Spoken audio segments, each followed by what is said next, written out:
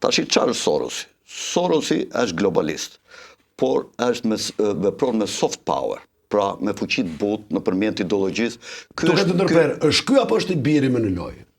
Tash është i biri, domethënë Sorosi nuk është individ, Sorosi është institucion, janë mekanizma të mëdha gjigande që veprojnë. Pra për te emri të këtij individi që ngriti perandorinë tashmë Soros prej këtij, janë tentakulet. Siç mund të quajmë për shembull bolshevikët marksist, kupton?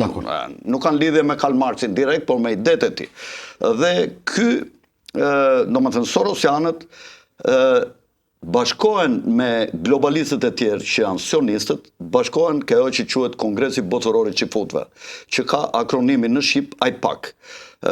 Dhe këta e kanë qendrën Shtetet e Bashkuara. Dhe këta i ndajnë sektorët.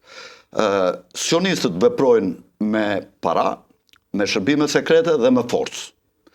Kurse Sorosianët veprojnë me ideologji dhe me këtë që thash me forcën e butë.